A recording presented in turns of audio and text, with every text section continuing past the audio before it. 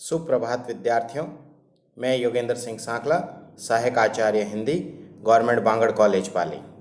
विद्यार्थियों, हम मध्यकालीन कविता के अंतर्गत पहले हम ये देख रहे थे कि मलिक मोहम्मद जायसी और मलिक मोहम्मद जायसी के द्वारा रचित जो पद्मावत महाकाव्य है, उस पद्मावत महाकाव्य के अंतर्गत जो नागमती वियोग खंड है, उन नागमती वियोग खंड के विभिन्न पदों का हम व्याख्यात्मक अध्ययन कर रहे थे।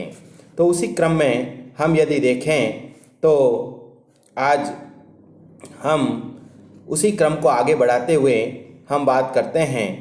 तो देखते हैं कि मध्यकालीन कविता के अंतर्गत नागमती का जो वियोग खंड है, जो कि नागमती को विरह में अत्यधिक व्यथित करने वाला प्रतीत होता है, और वर्ष के जो 12 महीने हैं वो नागमती को किस प्रकार से व्यथित करते हैं, उसका यहाँ पर चित्रण किया गया है।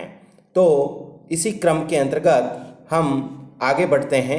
तो देखते हैं कि नागमती को जब जेठ का जो महीना है वह बहुत ही अधिक विरह में व्यथित करने वाला प्रतीत होता है।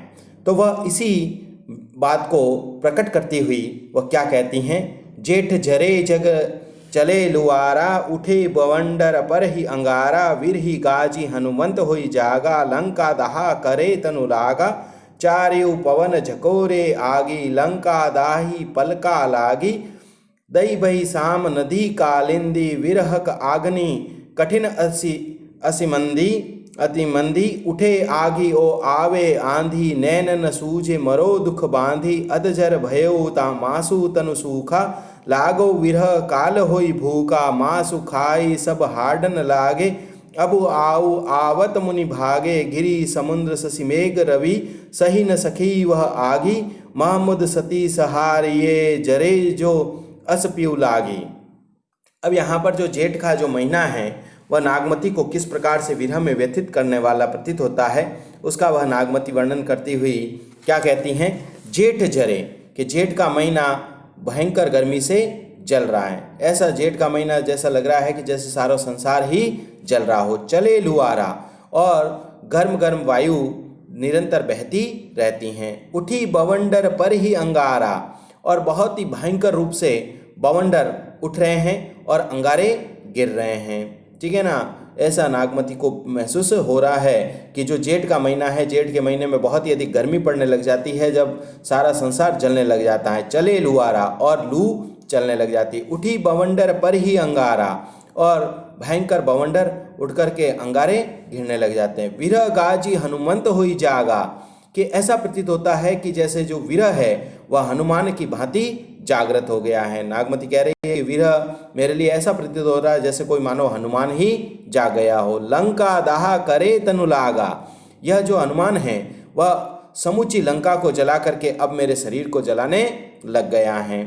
चार्यु पवन झकोरे आगी, और जो हवा के जो झोंके हैं वह चारों ओर से मुझे झकोर रहे हैं। चार्यु पवन झकोरे आगी, कि संपूर्ण आग को, यह जो पवन है, हवा है, वह आग को झकोरे लगा रही है। लंका दाही पलका लागी, कि सारी संपूर्ण लंका निरंतर जल रही है और वह आग लगते लगते मेरे पलंग पर लग गई हैं। दई भई साम नदी कालिंदी, और इसी भयंकर आग के कारण से, धुएं के कारण से, दई भई साम नदी कालिंदी, के यमुना नदी भी क्या हो गई है, काली पड़ गई है। विरक आग कठिन असिमंदी, के विरह की जो आग है वह बहुत ही अधिक कठिन और बहुत ही अधिक मंदी प्रतीत होती हैं। उठे आगी ओ आवे आंधी, के बहुत ही भयंकर आग और आंधी आने लग गई हैं। नैन न सूझ मरो दुख बांधी, क्योंकि नागमती को जो जेठ का महीना है उस समय बहुत ही भयंकर आंधी आने लगती हैं और आग भयंकर रूप से जैसे कोई गर्म गर्म हवा लगने लगती हैं। तो नैन न सूझ मरो दुख बांधी, नागमती कह रही है कि मुझे अपने नेत्रों से कुछ दिखाई भी नहीं दे रहा है। मरो दुख बांधी, कि मैं तो इस दुख को के बंधन में बंध करके मर ही जाऊंगी। अधजर भयो मासु तनु सूखा, कि मैं तो इस वीर रूपी अग्नि में जल करके अधजर यानी आदि जल गई हूँ। मासु तन सूखा, कि मेरे शरीर का जो मांस है वह भी सूख गया है। लागो विरह काल होई भूखा, कि मुझे तो ऐसा प्रतीत होता है कि यह जो विरह है वह काल के समान बनकर के आ गया है और यह निरंतर मुझे खाता जा रहा है। मांस खाई अब हाडन लागे, कि यह मेरे शरीर के मांस को खा करके अब मेरी हड्डियों को खाने लग गया। अब हो आऊ आवत मुनि भागे, कि हे प्रियतम अब तो तुम लौट करके आ जाओ। आवत मुनि भागे, कि हे प्रियतम अब तो तुम लौट करके आ जाओ, कि हे भाग्यशाली प्रियतम तुम अब तो पुनः लौट करके आ जाओ। गिरी समुद्र शशि मेघ रवि सही न सखी वह आगी, कि हे प्रियतम इस ऐसी भयंकर गर्मी है, यह विरह रूपी जो आग है, इस आग को तो न तो गिरी यानी पर्वत, समुद्र, शशि यानी चंद्रमा, मेघ यानी बादल, रवि यानी सूर्य भी इस प्रकार की भयंकर गर्मी को सहन नहीं कर सकते। महमूद सती सहार ये जरे जो असप्यू लागी। मलिक मोहम्मद जायसी कहते हैं कि मैं भी ऐसी सती की, नागमती जैसी सती की सराहना करती हूँ। जरे जो असप्यू लागी, कि जो अपने प्रियतम की विरह रूपी आग में इस प्रकार से जल रही हैं। एक बार पुनः वापस देख लीजिए। जेठ जरे जग चले लुआरा, नागमती को जेठ का जो महीना है वह विरह में व्यतीत करने वाला प्रतीत होता है। तो नागमती क्या कहते हैं? जेठ जरे, कि जेठ के महीना भयंकर गर्मी से जल रहा है। चले लुआरा, और चारों ओर आग की बवंडर, आग के लू, मतलब जैसे जिस प्रकार हम देखते हैं कि जेठ के महीने में जो है गर्म गर्म हवाएं चलती हैं, तो इसलिए वो यहाँ पर उसका वर्णन क्या है? चले लुआरा, के भयंकर लू चलने लग गई हैं। उठी बवंडर पर ही अंगारा, कि बड़े बड़े बवंडर उठ रहे हैं और निरंतर आग को चारों ओर बिखेर रहे हैं। विरह गाजी हनुमंत हुई जागा, कि ऐसा प्रतीत होता है कि विरह जो है वह गर्जना करके हनुमान की तरह जाग गया है। लंका दहा करे तनु लागा, यह जो विरह है वह लंका को जला करके अब मेरे शरीर को जलाने लग गया है। चारु पवन झकोरे आगे, कि चारों ओर से विरह रूपी जो आग की जो पवन है वह निरंतर अपनी आग को बरसा रही है। लंका दाही पलका लागी, कि ऐसा प्रतीत हो रहा है कि समूची लंका जल गई है और वह आग अब जो है वह मेरे पलंग को लग गई हैं, मेरे मतलब से सैया को लग गई हैं। दही भई शाम नदी कालेंदी, कि इस भयंकर आग में तो यमुना नदी भी जल करके काली हो गई हैं। विरह आग उठी असिमंदी, कि विरह की जो यह आग है वह बहुत ही भयंकर दिखाई देती हैं। उठे आगी ओ आवे आंधी, कि बहुत ही भयंकर अग्नि और आंधी चलने लग गई हैं। आग उठने लग गई है और आंधी चलने लग गई है। नैन न सूझ मरो दुख बांधी, कि मुझे अपने नेत्रों से कुछ दिखाई भी नहीं देता।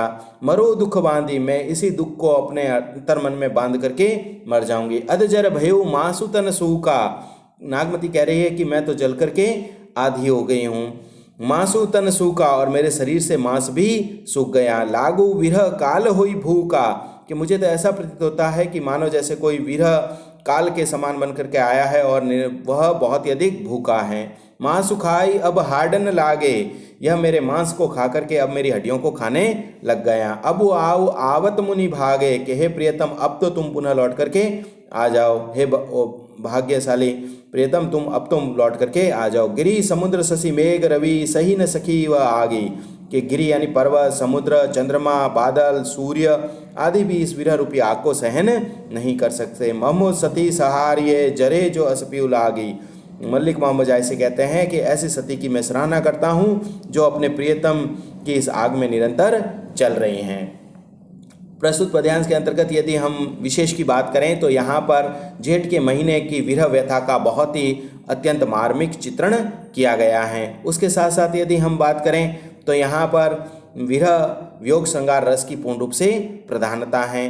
अंत्यानुप्रास अलंकार का प्रयोग किया गया है, मसनवी शैली का प्रयोग किया गया है, रूपक अलंकार का प्रयोग किया गया है और उसके साथ साथ हम उपमा अलंकार की भी यहाँ पर प्रधानता होती हुई हमें देखने को मिलती हैं। और उसके साथ साथ जो है भाषा की यदि बात की जाए तो अवधी भाषा का मूलभूत रूप से प्रयोग हुआ है और चौपाई तथा दोहों के अंतर्गत समूचा काव्य रचित हैं। तो विद्यार्थियों, आज हमने नागमती के वियोग खंड के अंतर्गत हमने जेठ के महीने का व्याख्यात्मक अध्ययन किया। अगले वीडियो के अंतर्गत हम इसी क्रम में आगे बढ़ेंगे। धन्यवाद।